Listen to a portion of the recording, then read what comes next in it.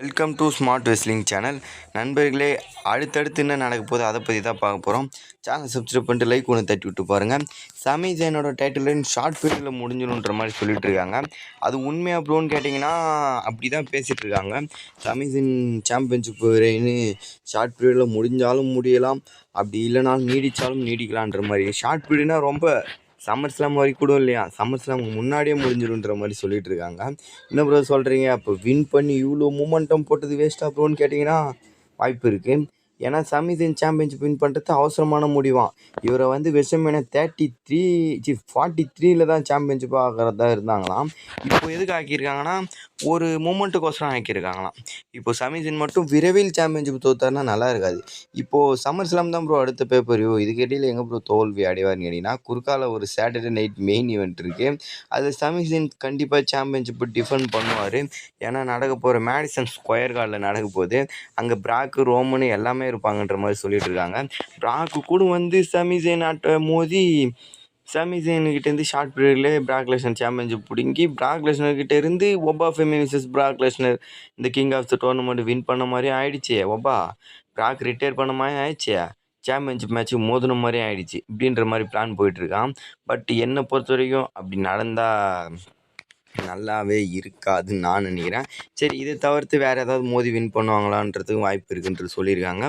பார்க்கலாம். அதுக்கடுத்து வந்து பார்த்திங்கன்னா இது ஒன்று, அது இல்லைனா இது பிராக் லெஸ்னர் விசஸ் ஒபா ஃபெமி. இங்கே ரோமனை சூஸ் பண்ணிட்டாருன்னா இப்படி கொண்டு போவாங்களாம். சம்மர் ஸ்லாமு 2 நைட்டு நடக்க போகுதுல்ல, இவர் 2 நைட்டு சண்டை போடுவாராங்க. 2 நைட்டும் ஃபஸ்ட்டு டே 1ல் பிராக் விசஸ் ஒபாவான். Oba Femi versus Brock Lesnar retirement match. இதில் வந்து இவர் பிராக்கை ரிட்டையர் பண்ணிவிடுவாராம். ரிட்டையர் பண்ணிவிட்டு டே 2க்கு தயாராவாராம். என்ன நண்பர்களே சொல்கிறது, புஷ் கொடுக்கலாம், ஆனால் ஓவர் புஷ்ஷை பின்னாடி பின்விளைவுகள் அதிகமாகிடும்னு நினைக்கிறேன். இப்போ ஒரு ஓவர் புஷ் கொடுத்துட்டாங்கன்னா பின்னாடி வரப்போகிற விளைவுகள் சந்திக்கணும் ஒபா ஃபெமி. இப்போது இவ்வளோ பெருசாக மோதிட்டு ரோமன்கிட்ட மோதிட்டு பிராக் ரிட்டையர் பண்ணிவிட்டு திருப்பி இவருக்கு ஆப்போனண்ட்டு எந்த மாதிரி ஆப்போனண்ட் விடுவாங்க? ராண்டி ஆர்டன் தோக்க வைப்பாங்களா? வைப்பானுங்க. கெவின் ஓன்ஸ் தோக்க வைப்பாங்களா? வைப்பானுங்க. இந்த மாதிரி இப்போ பெரிய பெரிய லெஜெண்டை தோக்க வைப்பாங்களா? பேர் தான் இருக்காங்க. சிஎம் பங்கு தோக்க வைப்பாங்களா? ஒரு 5-6 ரெஸ்லர் தோக்க வைப்பாங்களா? பெரிய பெரிய பொசிஷனில் இருக்க. அடுத்து இவர் யாருக்கிட்ட மோதுவார்? டாப் லெவலில் காமிக்கலாம், என்ன தான் ஜெய்ஜாண்டிக்காக இருந்தாலும். ஆனால் அதுமாரி தான் ஒன்று சொல்லியிருக்காங்க, ஒபா ஃபெமியும் பிராக் மாதிரி தான் மோத போகிறாராம். பிராக் எப்படி வெறியும் வேர்ல்டு டைட்டிலுக்கு 10 டைம் கிட்டத்தட்ட வேர்ல்டு சாம்பியனாக வின் பண்ணியிருக்காரு. இந்த மிட்கார்ட் டைட்டில்லாம் அவர் இதிலே கிடையாது, சாப்டரில். அவர் மிட்கார்ட் டைட்டில் வின் பண்ணவும் மாட்டார், அதுக்கோசரம் மோதவும் மாட்டாராம். அந்த மாதிரி தான் ஒபா ஃபெமி இருக்க போகிறாராம். Oba Femi only for world சாம்பியனுக்கு சிப்பு மட்டும் மோத போகிறாரு. இந்த மிட்கார்ட் டைட்டிலுக்கு இல்லை. அதை கண்டினியூ பண்ணும். நைட் 1ல் பிராக் ரிட்டையர் பண்ணிவிட்டு டே 2க்கு ரெடி ஆகி Roman Reigns versus Oba Femi championship match. இந்த கிங் ஆஃப் த டோர்னமெண்ட்டை வின் பண்ணார்ல. ஆனால் டோர்னமெண்ட்டு ரொம்ப கேவலமாக இருக்குது நண்பர்களே, ரொம்ப கேவலமாக இருக்குது. ஒரு எப்படி சொல்கிறது, கிங் ஆஃப் த டோர்னமெண்ட் ஒரு மெயின் ஈவெண்ட் மாதிரியே இல்லை, ஃபைனல் மாதிரியே தெரியல. இவர் வருவாராமா, செத்ராலச்சு ஜே உசோ க்ளீனாக ஈஸியாக தோக்கடிப்பாராமா. அதே போன வருஷம் நினச்சி பாருங்கள், கோடி ரோஸ் விசஸ் ராண்டி ஆர்டன் எம்மா ப்ரூட்டலாக இருந்தது, எம்மா டாப் லெவலில் நடந்தது. அதுக்கும் போன வருஷம் ராண்டி ஆர்டன் விசஸ் குந்தர் எவ்வளோ எஃபெக்ட் போட்டு சண்டை போட்டு எப்படிலாம் கொண்டு போனாங்க. 2-3 வருஷத்துக்கு மேலே சூப்பரான மேட்ச் கொடுத்துட்டு இங்கே வந்து கடைசியில் ஒரு டம்மியான மேட்ச் கொடுத்தா எப்படி? செத்ரால ஜே உசோன்னு சும்மா இல்லை, நல்ல ரெஸ்லரு, நல்ல திறமைசாலி தான்.